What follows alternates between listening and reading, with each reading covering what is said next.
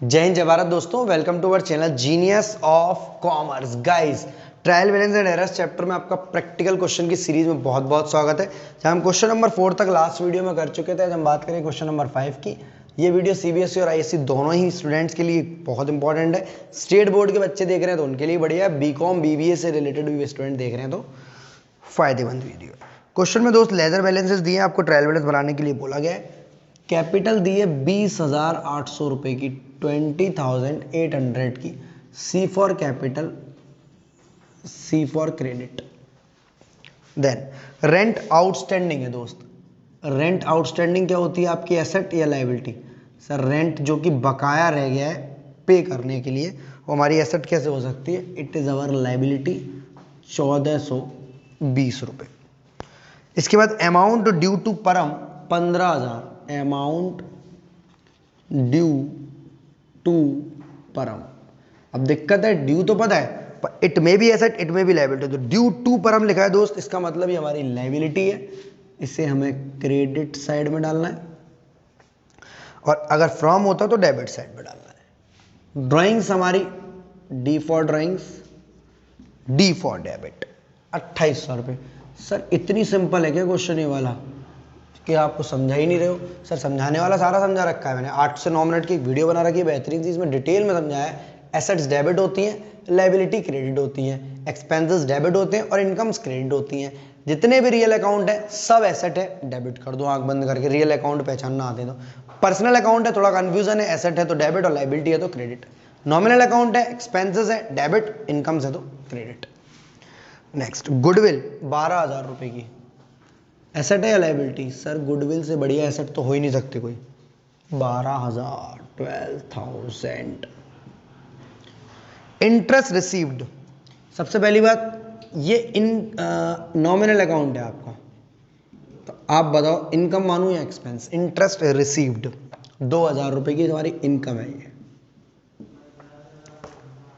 Discount received, sir जिस तरह interest received होती है उसी तरह डिस्काउंट रिसीव्ड होता है, बस ये इनकम होती है और ये गेन होता है। सर दोनों फर्क क्या होता है? इनकम और गेन तो एक जैसी चीज होती है? नहीं, इनकम पहले से पता होता है होने वाली है। डिस्काउंट अकस्मात हमने पैसे दिए कम और सामने से डिस्काउंट मिल गया।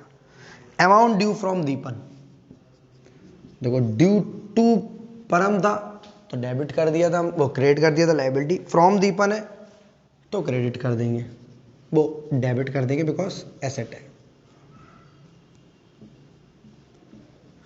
26,000 रुपए की ये हमारी एसेट है। सर ये हमारे एसेट कैसे है, इसको और समझा दो। सर दीपन पे हमारे पैसे रह गए, हमारे रह गए तो डेटर है, और परम पे, परम के पैसे हम पे रह गए तो हमारा क्रेडिटर है। अब आपको क्लियर होगा, नाम से नहीं समझ में आ रहा था या तो खुद बताता या ये सेंटेंस बताएगा। अमाउंट ड्यू टू परम और अमाउंट ड्यू फ्रॉम दीपन, उसके बेसिस पर पहचानोगे डेटर है या क्रेडिटर है। सिंपल आपको टोटलिंग करनी है, इधर की और इधर की।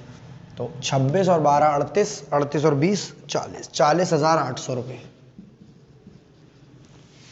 इधर की बात करूं तो 20,000 और 15 35,000, 37,000, 38,000, 38,000, 39,000 और एक 40,000, 40,800, 20 21 36 39 और एक 40, 40,800 रुपीज। डेबिट और क्रेडिट का टोटल मैच हो गया, मतलब ट्रायल बैलेंस एकदम परफेक्ट, एकदम सही, एकदम बेहतरीन बना है। नेक्स्ट क्वेश्चन की तरफ बात करते हैं हम लोग। क्वेश्चन नंबर 5 के बाद नेक्स्ट क्वेश्चन आपका क्वेश्चन नंबर 6 है, जो कि अगेन एक बेहतरीन सा क्वेश्चन है। सिंपल सा ट्रायल बैलेंस बनाना है। इनएक्सपीरियंस्ड अकाउंटेंट, मतलब वो अकाउंटेंट जिसको बनाना नहीं आता था ट्रायल बैलेंस, पर वो उसने सीख लिया था थोड़ा बहुत तो बना दिया था और उसमें गलतियां कर दी। हमें सिंपल अपने 4 बेसिक रूल, एसेट है तो डेबिट, एक्सपेंस है तो डेबिट, लायबिलिटी है तो क्रेडिट, इनकम है तो क्रेडिट। इसके अलावा 8 से 9 मिनट की एक वीडियो है, जरूर देखनी है आपको अगर आपको एकदम बेहतरीन ट्रायल बैलेंस एक बार में सही बनाना है तो। फटाफट कॉपी और पेन निकाल लो।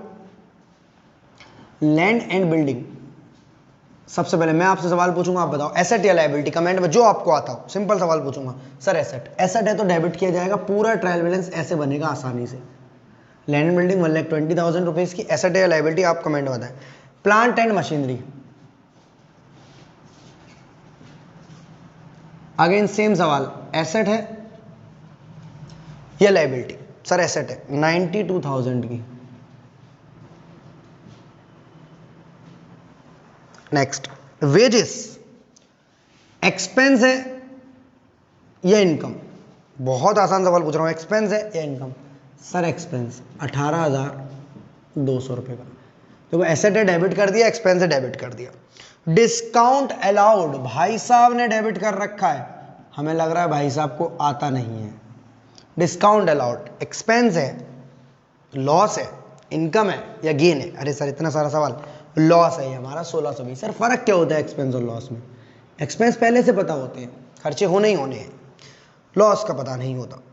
डिस्काउंट रिसीव्ड, भाई साहब ने डेबिट कर रखा है, अरे भैया अलाउड है तो लॉस है। जब जनरल एंट्री बनाते थे ना फुल सेटलमेंट वाली, cash account debit, discount allowed account debit to sales, cash account debit, discount allowed account debit to a, discount allowed आपका डेबिट होता था क्योंकि लॉस होता था, तो यहाँ भी डेबिट हुआ है। डिस्काउंट रिसीव्ड आपका क्या होता है? जब आप परचेज करते थे तब ये क्रेडिट किया जाता था, X account debit to cash to discount received, या purchase account debit to cash to discount received. 730 का परचेजेस दिए 1,26,000 रुपए की, मुझे बताओ एक्सपेंस है या इनकम? सर एक्सपेंस है, कितने रुपए की? 1,26,000 की। एक्सपेंस है तो डेबिट करा जाएगा as per nominal account rule. Sales 2,40,000 रुपए की, सेल्स 2,40,000 रुपीज की क्रेडिट की जाएगी because it is an income. Return inward, return outward, बड़ी कंफ्यूजन है। रिटर्न्स इनवार्ड याद करो, सामान बेचूंगा तो जाएगा या आएगा? सर जाएगा, और यही सामान वापस आ जाएगा तो रिटर्न होगा, और क्योंकि वापस आ रहा था इनवार्ड हमारे यहाँ इकट्ठा हो जाएगा। Sales return,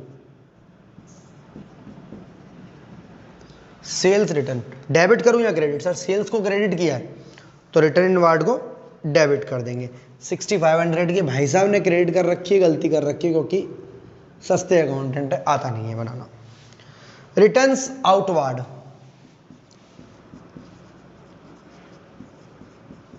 returns outward, inward अगर डेबिट हुई है तो आउटवार्ड क्रेडिट होगी, इनवार्ड अगर सेल्स रिटर्न है तो आउटवार्ड परचेज रिटर्न होगी। कितने रुपए की? 3,370, आराम से समझ आ रही है बात है? सारा पुराना बता चुका हूं, सेम ही सेम है। ओपनिंग स्टॉक 15,000 रुपए का, ओपनिंग स्टॉक ये डेबिट होना ही होना है आपका। कब नहीं होना, कब नहीं होना, ये सारी बातें मैंने डिटेल में 8 से 9 मिनट वाली वीडियो में बता रखी। Opening stock 15,000। ओपनिंग स्टॉक के बाद है डेटर्स 30,000 रुपए का, डेटर्स 30,000 का। क्रेडिटर्स 20,000 रुपए का।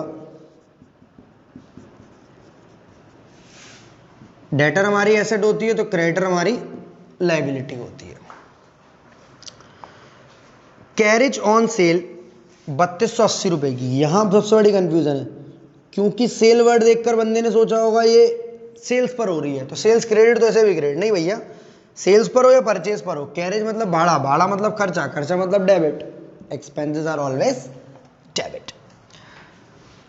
कैरेज ऑन परचेज 2,800 रुपए का। मैंने पहले ही बोला था सेल पर हो या परचेज पर हो भाड़ा है, वो तो बस एक का नाम इनवार्ड हो जाता है और एक का नाम आउटवार्ड। ये कैरेज इनवार्ड है, ये कैरेज आउटवार्ड है, लिख दे रहा हूं मैं, ये कैरेज आउटवार्ड है बेटा।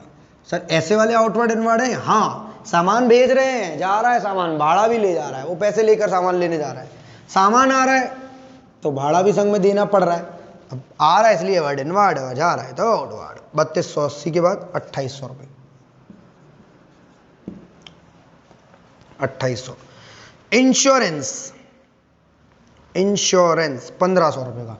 इंश्योरेंस प्रीमियम भरते हो नहीं भरते हो? जी सर, खर्चा होता है 1,500 रुपये का। इंश्योरेंस प्रीमियम 1,500 रुपये का। जनरल एक्सपेंस, नाम में एक्सपेंस छुपा है, पर इस बात से कंफ्यूज मत हो जाना, नाम में एक्सपेंस तो प्रीपेड एक्सपेंसेस के भी है, आउटस्टैंडिंग एक्सपेंसेस के भी है, वो एसेट लायबिलिटी होते हैं। 6,100 का। कैश इन हैंड एसेट है या लायबिलिटी? सर एसेट है। डेबिट करूं या क्रेडिट? Sir debit. 2,400। क्रेडिट वाला कोई आइटम ही नहीं आ रहा। चलो 3 आइटम और रह गए। बैंक ओवरड्राफ्ट, भाई साहब ने डेबिट कर दिया ये सोच करके बैंक है, बैंक से ओवरड्राफ्ट 10,000 डाले थे, 22,100 निकाल लिए, तो 12,100 की लायबिलिटी चढ़ गई भाई साहब पर। जब तक पे नहीं करेंगे तब तक बैंक इनको छोड़ने वाला नहीं है। 12,100 से लायबिलिटी बन गई। कैपिटल, क्वेश्चन में कैपिटल दिया हुआ है, यानी अगर डिफरेंस आया तो सस्पेंस में डालेंगे, और कैश भी दिया हुआ है, तो 1,54,000, 1,54,000। और लास्ट है आपका drawings 4800। C for capital, C for credit, D for drawings, D for debit. अब करना है आपको सिंपल सा टोटल। 2,40,000, 2,60,000, 3,60,000, 4,10,000, 4,14,000, 4,26,100, 4,29,100, 4,30,200, 4,30,200। अब डेबिट साइड का करना है भाई साहब। कैसे करते हैं? राउंडिंग ऑफ वाला एक तरफ, 1,20 और 92, 12,21, 2,12,000, 3,12,000, 3,12,000, 3,38,000, 3,68,000, 3,83,000, 3,83,000, 3,83,000, 3,83,000 एक तरफ लिख लो। अब करते छोटे वाले टोटल। 18,200, 18, 24,700, 24,700, 24,700, 26,700, 26,700, 27,500, 28,000, 29,000, 35,100, 35,500, 37,500, 38,300, 42,300। अब कर दें बचे बचे टोटल 1,620 और 3,280, 4900 रुपये सारे टोटल हो गए 4,900। 3 2 5 10,